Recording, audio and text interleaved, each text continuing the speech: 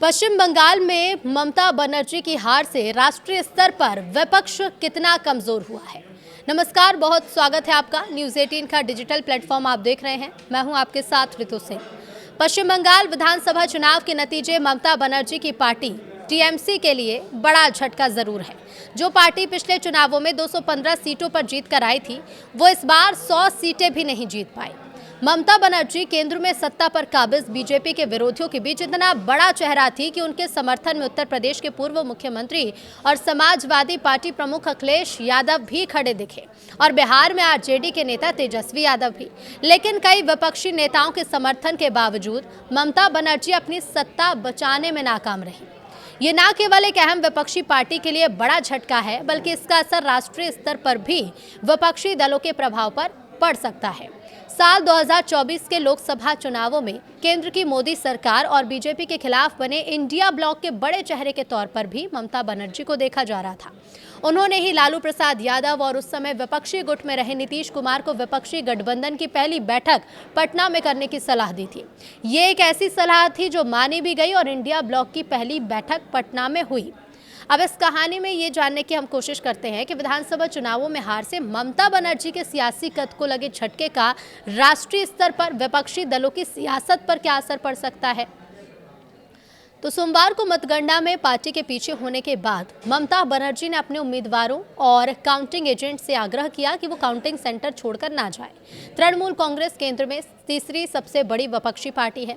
साल 2024 के लोकसभा में विपक्षी दलों में से उससे ज्यादा सीटें केवल कांग्रेस यानी कि 99 सीटें और सपा समाजवादी पार्टी ने 37 सीटें विपक्ष में रहते हुए लोकसभा में जीती।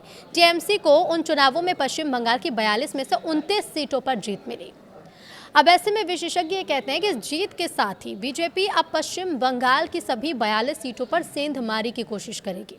ममता बनर्जी एक बड़ी नेता हैं और उनकी पार्टी की हार विपक्ष को कमजोर करेगी। इससे बीजेपी ताकतवर हुई है।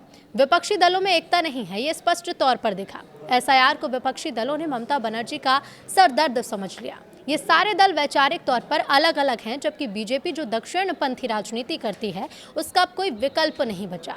विपक्षी दलों के लिहाज से अगर बात करें तो इन चुनावों में केवल कांग्रेस थोड़े फायदे में रही है। केरल में कांग्रेस के गठबंधन यूडीएफ ने सत्ता में वापसी कर ली है, हालांकि असम में उसे फिर से हार का सामना करना पड़ा।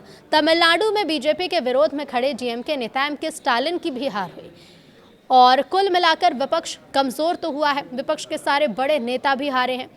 बीजेपी नेताओं ने पश्चिम बंगाल में चुनाव प्रचार के दौरान ममता बनर्जी और उनकी पार्टी पर कथित तौर पर बांग्लादेशी नागरिकों को शरण देने और भ्रष्टाचार के कई आरोप लगाए थे। तमिलनाडु में भी बीजेपी और डीएमके के बीच कभी हिंदी तो कभी सनातन के नाम पर विवाद होता रहा। बीते कुछ साल में कई राज्यों में सत्ता गंवाने के बाद विपक्षी दल केंद्र के स्तर पर कमजोर हुए। हाल ही के कुछ सालों में बीजेपी ने करीब 3 दशक बाद दिल्ली में सत्ता में वापसी की, जबकि कुछ ही दिन पहले बिहार में पहली बार सम्राट चौधरी के तौर पर बीजेपी को अपना पहला मुख्यमंत्री मिला। बीजेपी के पास अब उत्तराखंड, उत्तर प्रदेश, दिल्ली, हरियाणा, राजस्थान, गुजरात, महाराष्ट्र, गोवा, मध्य प्रदेश, छत्तीसगढ़, ओडिशा, अरुणाचल प्रदेश, त्रिपुरा, असम जैसे कई राज्यों में सरकार है। इसके साथ ही बिहार जैसे कुछ राज्यों में गठबंधन की सरकार भी है। हालांकि अब बिहार में तो बीजेपी का सीएम भी है। पश्चिम बंगाल में जीत ने बीजेपी के लिए एक नया दरवाजा खोल दिया है। अब बीजेपी उन राज्यों में भी अपनी सरकार बनाने के लिए पूरे मनोबल के साथ आगे बढ़ सकती है जहां बीजेपी को कमजोर माना जाता है। बीजेपी को बिना विपक्ष की राजनीति चाहिए और इस चीज से मनोबल जरूर बढ़ेगा और इस हार के बाद विपक्ष को खुद पर फिर से विचार भी करना होगा। संसदीय राजनीति में अवसरवाद इतना हावी हो चुका है कि अब अपने बारे में सोचते हैं और विपक्ष या क्षेत्रीय दल टुकड़ों में बंट चुके हैं, क्योंकि कई तरह के ऐसे बयान भी सामने आए हैं जिसमें विपक्ष पर बंटने के आरोप लगे, जिसके आधार पर अब पश्चिम बंगाल में जिस तरह से बीजेपी की जीत हुई, उत्तर प्रदेश में भी ऐसा ही होगा। अब राजनीति बीजेपी बनाम छोटे छोटे दलों की बची हुई है। ये लोकतंत्र के लिए क्या फायदेमंद साबित होगा और विपक्ष अपनी जो भूमिका है उसे मजबूत करने के लिए अब आने वाले समय में क्या करेगा, इस पर नजरें सबकी होंगी। अब ऐसे में कुछ विशेषज्ञ ये कहते हैं कि पश्चिम बंगाल में वाम दल एआईएमआईएम, कांग्रेस, तृणमूल कांग्रेस थे जिसमें कथित धर्मनिरपेक्ष वोट बढ़ जाता है, जबकि बीजेपी बहुसंख्यकों की राजनीति करती है और उसका वोट किसी पार्टी में नहीं बढ़ता। अब ऐसे में विशेषज्ञों का ये कहना है कि विपक्ष के आगे बढ़ने में एक समस्या ये भी है कि उसकी एकता या रणनीति केवल कागजों पर बनती है। अगर कांग्रेस ने तमिलनाडु में विजय की पार्टी से समझौता कर लिया होता तो उसके लिए बड़ा फायदेमंद होता, लेकिन पी चिदम्बरम ने मना किया तो कांग्रेस साथ नहीं गई। 23 जून 2023 को पटना में साल 2024 के लोकसभा चुनावों में बीजेपी का मुकाबला करने के लिए विपक्षी दलों की एक बैठक हुई थी। पटना की मीटिंग में बिहार के तत्कालीन मुख्यमंत्री नीतीश कुमार और आरजेडी के लालू प्रसाद यादव के अलावा कांग्रेस अध्यक्ष मल्लिकार्जुन खड़गे, कांग्रेस नेता राहुल गांधी, शरद पवार, उद्धव ठाकरे, हेमंत सोरेन, अखिलेश यादव, ममता बनर्जी, अरविंद केजरीवाल, फारूक अब्दुल्ला और महबूबा मुफ्ती समेत कई नेता शामिल हुए थे। बैठक के कुछ ही महीने बाद नीतीश कुमार ने लोकसभा चुनाव से पहले विपक्षी गुट का साथ छोड़ दिया और बीजेपी से हाथ मिला लिया। अब ये विपक्षी गठबंधन के लिए बहुत बड़ा झटका था उस समय। इसके बाद बाकी के विपक्षी दलों के बीच भी लोकसभा चुनाव में पूरी तरह से यूनिटी नजर नहीं आई। दिल्ली से लेकर पंजाब, पश्चिम बंगाल से लेकर बिहार तक इस एकता में काफी दरारें रही।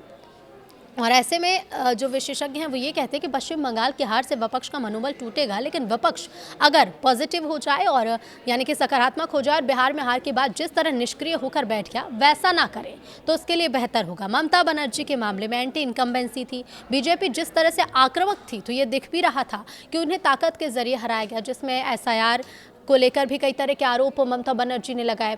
अब ये तो देखिए चुनाव आयोग का काम है कि वो चुनावों में लोगों की भागीदारी बढ़ाए, लेकिन अब ऐसे में SIR जब हुआ तो SIR को लेकर वोट काटने के आरोप भी लगे और लोकतंत्र को लेकर, लोकतंत्र के लिए अच्छा नहीं, इस तरह के आरोप भी विपक्ष ने खूब लगाए हैं। अब विपक्ष के सामने एक सबसे बड़ी समस्या यह है कि जब राहुल गांधी और तेजस्वी यादव बिहार में वोट अधिकार रैली कर रहे थे तब इसमें ममता बनर्जी भी शामिल नहीं हुई। जब पश्चिम बंगाल में SIR हो रहा था तब भी विपक्षी दलों ने पूरी ताकत से इस मुद्दे पर उनका साथ नहीं दिया। और यही वजह है कि एक विपक्ष के जो दल हैं वो एक दूसरे का साथ ना तो रैलियों में दे रहे हैं, ना तो बयानों में दे रहे हैं, ना तो खुलकर स्टैंड ले रहे हैं। और यही वजह है कि विपक्ष भी दरार के साथ बटा हुआ नजर आ रहा है। इस तरह की बातें भी सत्ता पक्ष की तरफ से कही जाती हैं। हालांकि अब राष्ट्रीय स्तर पर विपक्ष कितना कमज़ोर हुआ है ये तो सबके सामने है, लेकिन अब बड़ी बात यह है कि अपनी मजबूती के लिए भले ही इंडिया गठबंधन बना दिया गया है, लेकिन अब अपनी मजबूती के लिए विपक्ष क्या रणनीति बनाएगा, आने वाले विधानसभा चुनावों में, आने वाले लोकसभा चुनावों से पहले क्या रणनीति बनाई जाएगी, राज्यों को लेकर किस तरह से विपक्ष निकलकर सामने आएगा, इस पर सबकी नजरें होंगी। नमस्कार। जो विशेषज्ञ हैं वो ये कहते हैं कि पश्चिम बंगाल की हार से विपक्ष का मनोबल टूटेगा, लेकिन विपक्ष अगर पॉजिटिव हो जाए और यानी कि सकारात्मक हो जाए और बिहार में हार के बाद जिस तरह निष्क्रिय होकर बैठ गया वैसा ना करे तो उसके लिए बेहतर होगा। ममता बनर्जी के मामले में एंटी इनकम्बेंसी थी। बीजेपी जिस तरह से आक्रामक थी तो ये दिख भी रहा था कि उन्हें ताकत के जरिए हराया गया, जिसमें SIR को लेकर भी कई तरह के आरोप ममता बनर्जी ने लगाए। अब ये तो देखिए चुनाव आयोग का काम है कि वो चुनावों में लोगों की भागीदारी बढ़ाए, लेकिन अब ऐसे में SIR जब हुआ तो SIR को लेकर वोट काटने के आरोप भी लगे और लोकतंत्र को लेकर, लोकतंत्र के लिए अच्छा नहीं, इस तरह के आरोप भी विपक्ष ने खूब लगाए हैं। अब विपक्ष के सामने एक सबसे बड़ी समस्या यह है कि जब राहुल गांधी और तेजस्वी यादव बिहार में वोट अधिकार रैली कर रहे थे तब इसमें ममता बनर्जी भी शामिल नहीं हुई। जब पश्चिम बंगाल में SIR हो रहा था तब भी विपक्षी दलों ने पूरी ताकत से इस मुद्दे पर उनका साथ नहीं दिया।